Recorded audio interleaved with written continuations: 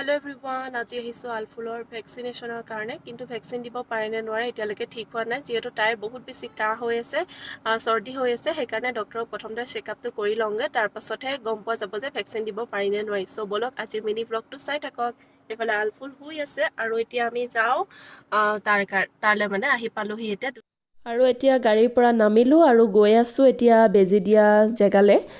যেহেতু আলফুল এতিয়া মানে গম পাইছে তাই যেহেতু ডাঙৰ হৈছে তাই গম পায় যে বেজি দিবলৈ আনিছে বুলি তাই জানে আৰু এইকেইদিন যেহেতু হস্পিটেল ঘূৰি ফুৰা হৈছে তাই যেহেতু গাটো ভাল নহয় হেতু কাৰণে আসলতে আৰু এতিয়া তাত মানে বহুত বেছি ভিৰ আছিলে সেইকাৰণে বলো অকনমান আলফুলক আমি কিবা এটা খুৱাই আনুংগে বুলি ভাবিলো সেইকাৰণে গাড়ীলে আহিলো আৰু তাইৰ কাৰণে অকনমান পায়স বনাই আনিছিলো তাকে তাইক অকনমান খুৱাই ললো যেহেতু তাই একেবাৰে খাবলৈ মন নকৰা হৈছে ভাত পানী একো নাখায় আৰু এফালে এতিয়া আলফুলক বেজি দিব লৈছে তাই কিমান কান্দিছে নিদু ৰবা চাই লো হা চাই লৈছে বেজি দি মামা আচ্ছা अच्छा हो गया हाँ जाऊंगे हाँ हमें जाओ हाँ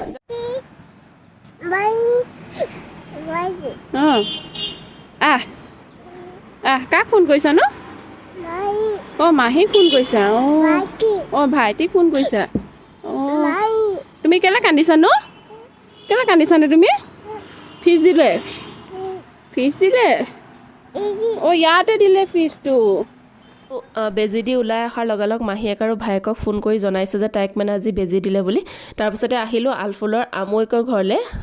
ওচৰতে যিহেতুকে দুলীয়াজানতে সেইকাৰণে বোলো যাওঁ তাতো এপাক সোমাই যাওঁ কিন্তু তাহাঁতি ৰখাই দিলে আমাক সেইকাৰণে অকণমান সময় তাত থাকি ভাত পানী খাই মেলি আহিলোঁ একেবাৰে ৰাতি আজিৰ মিনি ব্লগটো ইমান